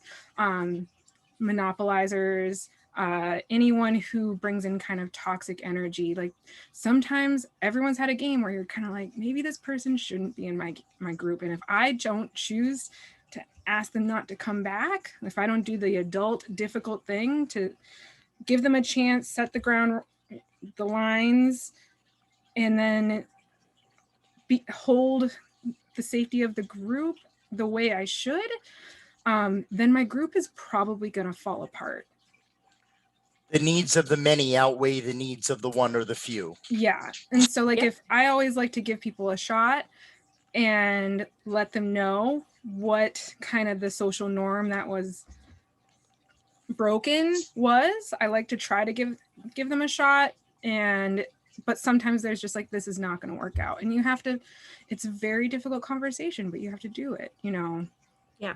It's part of being in charge. Yeah, but my thing with this is that so part of what I love about that, like that group dynamic and that group mutual aid and like everybody working together, is that those are the moments that we have at home tables that create the stressors that carry on through the rest of the game, and nobody has any idea that that's a thing. So I often send that information out to, hey, I know we're going to be playing a game together. Maybe this is something you might want to check out. Like, hey, maybe this is something you're interested in. Or I've had GMs message me like on Discord or wherever, and they're like, hey, my group for some reason cannot get past this like part of this story, and like I don't know why, and I'm not sure like if there's something going on. It's like, well, it sounds like you're in the storming stage, and you know, this is what this looks like, and it gives them some sort of insight. So if you're a GM, and you know, I'm gonna 110% support Hallie's suggestion of like just checking out some of those stages, like check out the Wikipedia, whatever it is, look it up, get familiar with like what groups look like. And it is for sure going to help you in 1.5 million other areas. Yeah, they teach it in corporate environments. It's a ubiquitous thing that they. I mean, Tuckman Development. I think it was like 56. Right. Tuckman developed this, so it's been around forever. Home GMs look up Tuckman. Therapeutic Yeah. GMs look up Yalom. That's the breakup, right? There you go. Yeah. So I've loved the differences. So what I think I'm hearing, and just to kind of give an overview of like what are those some of those hardline differences. If we're having those monopolizers, we're having those people who are shifting the group dynamics into unhealthy quote unquote kind of avenues. If we're kind of just like verbiage dumping at the table, we're not mindful of what we're doing, being aware of you know, like what the topics are, a lot of those like open conversations, which I think is obviously like that's our last little bit. And I wanted to save safety for our last, because it's the, I think, the thing that all of us can talk about the most, um and it's the one that we have kind of like the least amount of time on. So kind of, we have a little bit more time than expected. So thank you, Cole, for being gracious in that area. So safety, let's talk about it. Let's talk about consent, safety features, all of your favorites, all the things that Can you I love. dive into my favorite tool? I've been Yeah, so waiting to absolutely. explode on this. So, Bo Yeager Sheldon is absolutely one of my favorite persons on itch.io. They developed a tool about 10, 11 years ago called Script Change. And it is the Bodhana Group's chosen script change mechanic. We use this in all of our groups. I even utilize it in my home games. Now, the cool thing about script change is it does use aspects of X card lines and veils types of thing, because, you know, you get a list ahead of time.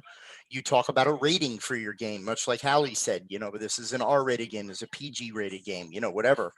But one of the cool things about it is it uses the buttons on a VCR or DVD. So but interestingly, there is no stop button, because the game continues and what we're doing is continuing. So you have a pause button, there's a moment. You have a resume button. We're cool. Let's keep going. You have a rewind. Let's go back and do that over again because something about it wasn't okay or uncomfortable. We have a fast forward, which could even be done creatively. Let's fade to black. Let's, you know, just go past, you know, like Spaceballs, right? Let's go past this part. In fact, never play this again, right? But there's also an instant replay button. And this is where script change gets really unique, that a lot of people talk about safety tools being censorship. You know, well, I took all this time and I created this awesome adventure, and now all of a sudden, because you're all, you know, your feelings are hurt, I got to just scrap it. Yes, because it's not fitting with your players. Sorry, that's part of GMing, you know. But instant replay allows us to go, that was an awesome thing. That was cool. Can we instant replay that scene? That tells the GM and it tells all the other players, this is what I like. I want this, whether it was the humor of that scene, the pacing of that scene, the way it resolved, that was awesome. Then further, the system has at the end, everybody gets to describe a highlight reel that's actually part of the system. So the highlight reel is, what moment during the game did you think was absolutely awesome? It could be your character, it could be someone else's character, just what was cool. You know, like at the end of the TV show, we show the little stills of awesome moments, which also informs, what do you like about this game? Now, there's room also for a rat meeting, which is, was there anything uncomfortable that came up that someone didn't feel comfortable during play mentioning? So now that we're kind of closing the sacred space of the game to bring up, and then they've even included bloopers, where if you are a player that felt you overstepped the line or were too far, you could say, I think I had a blooper. I wanted to just make sure to check in with other people. Maybe I took it too far, and even the GM could say, you know, like, because there's also a frame by frame button that I forgot. So the GM could even say, okay, we're getting into a pretty emotional thing right now. I'm just pushing the frame by frame button so we can go through it at each moment while it's very intense, to check in with people as we go through the scene. And again, it's pay what you want on itch.io. I have done at least 3 panels now with Bo talking about safe space at the table, creating safe space. And it is an indispensable resource that is great for therapeutic purposes, but it's so good at the way it uses this Hollywood box office visual to drive your story, and you will see so much improvement and engagement because people feel heard, but you also know what more to include in your game. So I cannot possibly talk enough about script change. I will espouse its praises until the day I die. Well, who wants to go next? Because I know which one I know which ones I want to talk about, but anyone else can go first, or I can go and then you guys can. It's up to you. All right, I'll go ahead and go. So, so my favorite. So we talked about this. So for those of you who are watching, we had kind of like a little bit of a session 0, which I think is kind of a across the board, just general. As we're all professionals, we were like, we should probably do this before we do this, just kind of a pre-game. So my favorites that I think we all talked about, co-DMs.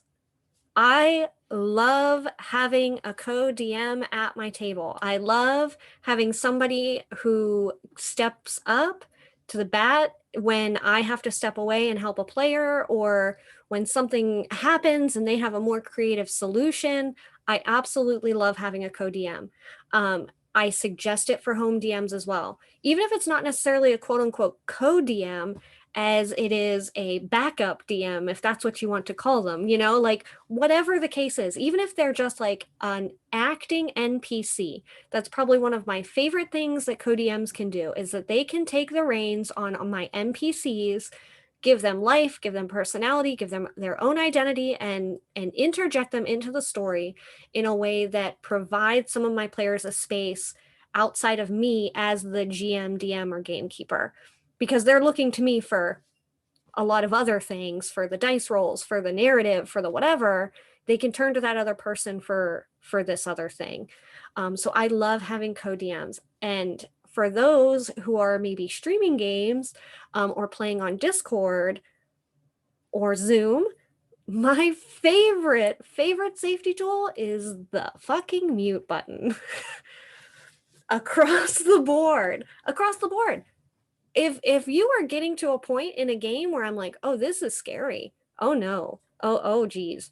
I just the mute. We're muting you now. And you can unmute yourself, but I'm gonna mute you again. Or I'll just remove you from the game, because after a couple of times of me participating in like, no, we're stopping this conversation. If you're not listening, then you don't need to be at this table, probably, which we kind of talked about earlier in the panel, is the idea of like, maybe if this person is here, they're not jiving appropriately, right? So those are my 2 favorites. I love the idea of consent forms being living documents. I love consistent revisions of them. When I play long-term campaigns, I like sending them out like every handful of months, just to see if something's changed. Maybe I should do it more often, maybe less often, who knows? But making sure that it's something that like, oh, we're going to stay on top of this. Yeah, Even those are mine. Even with session 0, that's not an end. Like we talk in our trainings about, you have a session 0.3 and a 0.4 and a 0.7 and a 0.9, like that you may have to revisit these rules and these expectations. We review script change every session until it becomes a part of the fabric of group. And then when the client starts suggesting it or initiating it themselves, then we know it's locked in, right? Sorry.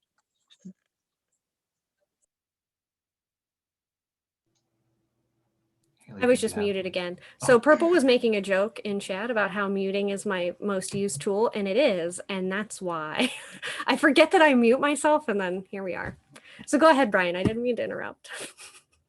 No, you're good. I was gonna say if Haley had anything like specific, like that you absolutely like loved, like that you want to, before I go, because I'm just gonna be like, hey, this is what we do. Like, The one thing that I really love is rewarding people for using the tools. Like I think that you need to normalize it. You need to own it. You need to stand by it. You need to be open to suggestions, but reward people when they speak up because it's super hard. But go, Brian. As far as like a lot of like the whole safety thing is part of our session zero, part of our world building. Like we try to like incorporate it as part of how we're building the world. One of the things that I've noticed as of late is, hey, we're on Roll20. We've been using Roll20 a lot. Whisper. You like whisper to the GM, whisper to the co-facilitator. If you need to, like, if you're worried about something and you want to check in real quick, use that. Roll20 has that. What I think as we, kind of like move from Roll20 back to being in person, on Roll20, what we've started doing is putting our lines and veils and putting our script change on the map.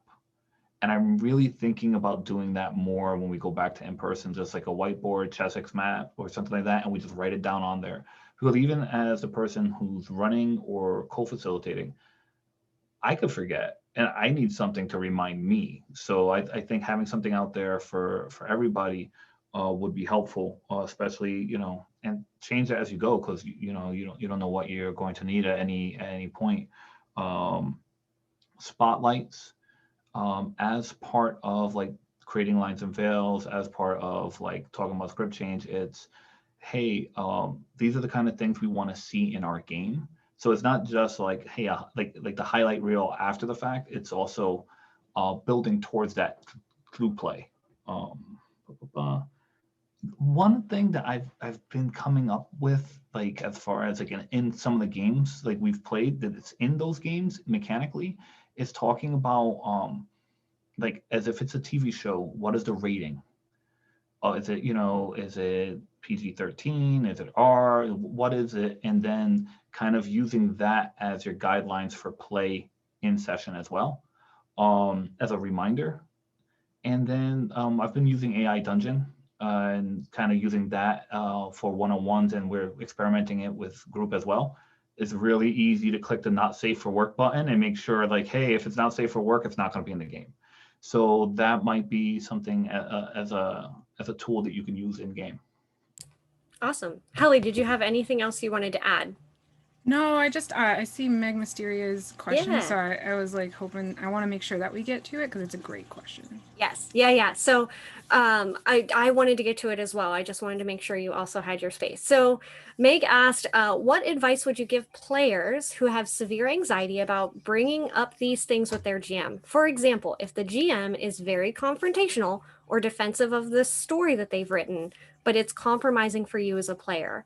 So flipping the script a little bit, what are some suggestions you give to players? I think this is big. And Hallie, if you want to kick it off, go for it. I would love to. So first of all, this GM may not be the GM for you. That's the first thing I'm going to say, and that's okay. Second of all, just because like I think that if you're trusting people with your world, they're trusting you with their time and their safety as well. So like you can't be too tied as a GM to your story or world, because the players are gonna mess it up, first of all. Second of all, like I hate that you feel like maybe you might not be able to talk about this with your GM. Like I would maybe start, like I'm trying to think like how I might do it. Maybe I would start with like, hey, do you mind if I talk to you after this session? Like when everyone's like, have a one-to-one. But that also might not be a safe thing for you. Like if they're this confrontational or defensiveness is honestly a huge red flag for me. I'm like, I don't know if we're going to mesh, because I need someone who's going to be willing to accept when maybe they're wrong. Because I try to do that so much, and it is really hard to say, yes, I'm sorry, I did that wrong, or I will do better. It's hard to do that, but it's an important part of being a person. Mm-hmm. So like bring them aside, or like you, and if there's another player, like I'm sure if you feel this way, someone else might feel that way too at the table. Like whenever one person has that yucky feeling about something, like I really hate that, like, oh my goodness, like they just threw racism in here and I was not expecting this at my game. And if I'm a person of color, like maybe that's not what I want in my free time, you know, like there's probably someone else there that feels the same way as you, and see if you can get them to pull the person aside too. And then just like if I had a player that was maybe problematic, I would give the GM a chance, but it kind of depends on what the problem is. If it's like if like for some reason they just don't think that consent should be in the game, like when it comes to anything that might be sexual, I'm out. Yeah. Thank you very much for inviting me. I cannot be a part of this game. If they ask me why, I might tell them. But I also, there's, you know, if you haven't heard of spoon theory, sometimes you just don't have the spoons for this. Yeah. Like, I don't have the spoons to educate you Right. on why this is problematic and why I can't be here. And that's okay. There are other DMs, there are other games, there are other people that you can play with, I promise. Yeah, there's different styles of play. Some people enjoy a GM that drives, and it's more of like a storytelling activity where you're listening to this person. Like, because I say to a lot of GMs, if you want a story that no one is going to mess with, write a book. Don't play an RPG, Yes. right? This Right. isn't your spotlight like moment where you're like, it's open mic night. It's a collaborative storytelling exercise. And if you're not willing to have that story be collaborative, you know, there are players that like that, but if you're a player that wants it to be more collaborative, one of the benefits, like, again, grandpa gamer here in the room, I'm encroaching 50, right? So I remember being stuffed in lockers because I played RPG and being like having friends had their books burned literally by their parents because devil game, right? That wasn't just, oh, satanic panic. No, it was real. But that whole idea of now this hobby is so ubiquitous and this hobby is so ever present, it's a great time to be an RPG nerd. And there is a group that will meet your needs. There are GMs out there. Search local play spaces, go to your local game store, go to local cons and different events to find other GMs, right? You can find another group if you're made that uncomfortable just by the mere presence of your GM. I agree with Hallie. It's a very clear sign that maybe that is not the GM for you or the play style for you. Find what works for you because you're investing time into this activity. So don't just settle because, well, I can't find another game. No, you will find another game. There are tons of games, tons of play spaces out there, especially with online. Thank you, pandemic, for one nice thing that we have. Virtual space has been elevated. There's like multiple platforms and ways to play. So there's a game that you can find. Don't settle, as you shouldn't in any other relationship. You can, just real quick, you can also be that GM.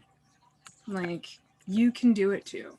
Yeah. Sorry, Brian. No, you're good. I was gonna say, like, because my first response was, nope, I'm out. Like, smoke bombs, I'm out, right? Like, I got my own anxiety to deal with. Like, I know how that goes.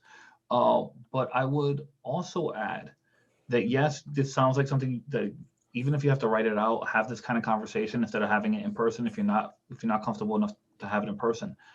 And you may not necessarily need to give this part to the GM, but for yourself as a player, list the reasons why you were uncomfortable, because now these become your own red flags to bring with you somewhere else. Because you know what, like if I'm seeing this again, I'm not sitting at this table. I got to go to the next table. So I love that. For me, I have been emotionally tied to games that I know I should have stepped away from long before they were over, and I don't know why. So I can identify with this question. So for me, it is about having those uncomfortable conversations. And then for myself, and I would suggest it as well, having some sort of coping skill, whatever that looks like for you. Hopefully, we're talking about healthy coping skills, right? I don't whatever, but whatever that looks like, having some sort of like stress toy with you, having some sort of fidget spinner, having some sort of something that's going to like biologically, like in our brains, help you like with the movement of exerting that anxiety of that conversation when it happens. Make sure you have something there. I know I need to do that a lot when I have those stressful, uncomfortable conversations. If I feel like I'm backed into a corner and I don't have a physical release or something or one of my coping skills to utilize, yeah, like it will get aggressive very quickly. So for me, that would be my big suggestion on top of all the other ones that they've already given is have one of your coping skills handy, whatever that is, whether it's a safe space, mindfulness place you go to, a container you put your emotions into, whatever that looks like.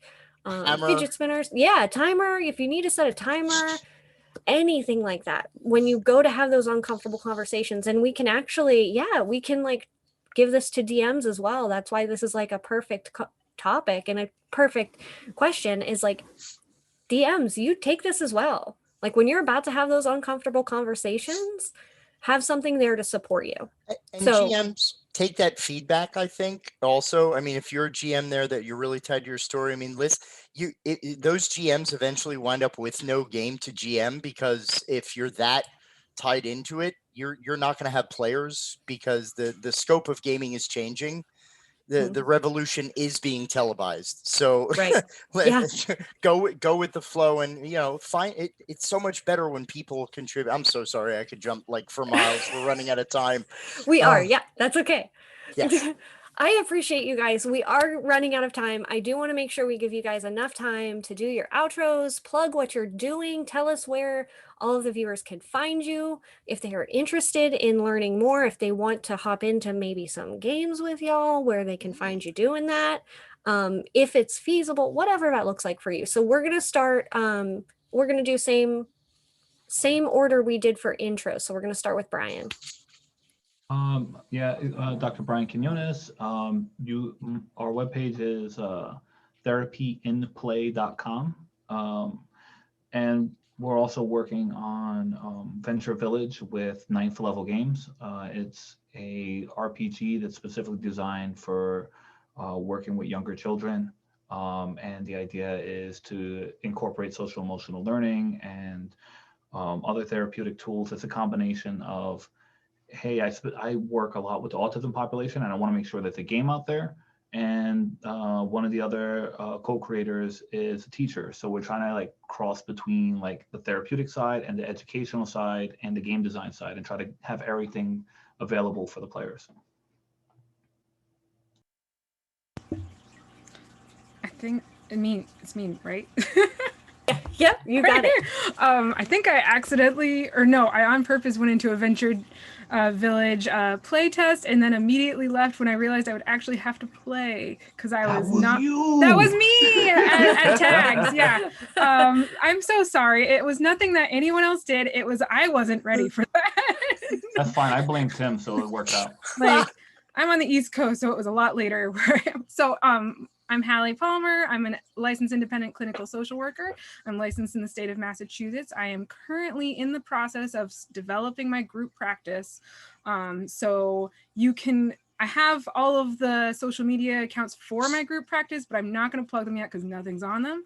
You can find me as Hallosaurus or Hallosaurus Rex on all of the things. So I think I'm Hallosaurus on Instagram, Hallosaurus Rex on Twitter, and then some combination of that on Xbox and PlayStation and Steam. You can find me on those. I would love to hear from anyone who has additional questions or wants to discuss any of these things. I have recently gotten much more involved in the geek therapy community and the cast gamer community, which I'm very excited about. And the cast gamer community is going to be having a new live tabletop role-playing game show starting August 8th. I don't know if I can tell people about it yet, but I'll advertise it on Hallosaurus, the Instagram. So. Right. So I, of course, Jack Birkenstock from the Bodana Group. We offer therapeutic services, not just for individuals. We work with children, teens, and adults with a variety of different challenges, disorders, conditions, however you want to phrase that for yourself. So we also run groups, or can run groups, for organizations that would like this type of programming, but maybe don't have people on their team. We offer training and consultation for programs and practitioners. We have a 3-course series that takes you from theory to practice in four easy lessons, shall we say. It's a 4-day training total that does offer credit CE hours through the National Board for Certified Counselors. We do have a series of webinars. Some of them are pay to watch, which focus on RPG therapeutically. We have community webinars that are available on our website for free viewing that focus on therapeutic and intentional board game use. I'm sorry, I have a lot of plugs. We are also currently in the practice of finishing our first ever research article, which is a research study we did with a local university and IRB support on the efficacy of role-playing games for adults with social anxiety. We are putting the finishing touches. We actually used quantitative measures as well as qualitative for all you research heads out there. So we used the SPIN and the GAD-7 and GRSS and the SSI. We're also working on our own role-playing game system called Branch Riders. We are past our alpha playtest stage and are currently, the whole thrust of our system is that we have designed 8 unique different worlds that characters can explore, and each of those worlds is based on a therapeutic or skill building concept. So there's a social skills world that is superhero focused. There is a critical thinking world that is like pulp noir detective focused. So you create a branch rider and you ride the branches to different realms to fight the blight, which can be anything from anxiety to depression. So we're hoping to have a more finished version and update news on how you can get involved. Then we also have 2 books on drive-through RPG that you can go to find. They're part of the Wizards, Warriors, and Wellness section. There's the yellow book, which I don't have a copy of, which focuses as a primer on RPG therapy. So you can talk to the bosses at your organization. You can talk to parents using this book. This is the blue book, which is our latest volume, which is all about therapeutic use of board games. So we talk about skill building opportunities with a bunch of helpful guides for games that you could use. And like I said, there's a lot that we do. We are at the Bodana Group on Twitter. I am at Bodana Jack on Twitter. So please follow us. Whether you're interested in services, information, or both, check out our website, www.thebodanagroup.org, to find out about all the great stuff we do. And please follow us on Facebook. When we start to do cons, again, that's where we put a lot of our local event pictures and such. And we're one of the co-facilitators of TAGS, Therapeutic and Applied Geek and Gaming Summit. And we're the annual facilitators and originators of Save Against Fear, which is our second week of October. It's our annual fundraiser. So we're actually offering this year for people to come and run games to benefit Bodana. So if you're a home GM and you want to run games for charity, we're going to be running off of Start Playing Games as a platform. So not only can you raise money for charity for us, meet a bunch of great GMs, meet a bunch of great players, and even make a couple bucks for yourself. And we're going to have more news on that as we get our landing page finalized and so many great things. So, I have to maybe be the first to say before, thank you for having me be a part of this panel. It was one of the best panels that I've been a part of. And I'm not blowing smoke. So this has been phenomenal. But I think that's all of my plugs. I think my outlet is more overloaded than the Griswold Christmas tree outlet. Yeah. So yeah, no, I mean, listen, that's why I wanted to give you guys plenty of time. So my name is Chrissy Kritz. I've been your host of this panel. You can find me on all social media at Chrissy Kritz. You will one day find me working for Jack, but he just doesn't know that yet.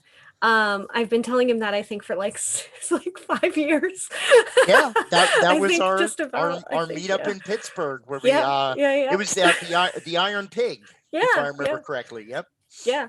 So yeah, you guys know where to find me. I'm in the TPK Discord. I cannot stress enough how wonderful that community is. So if you are interested in an inclusive, intersectional, wonderful group of folks, please come find us over there. We have plenty more coming up as well.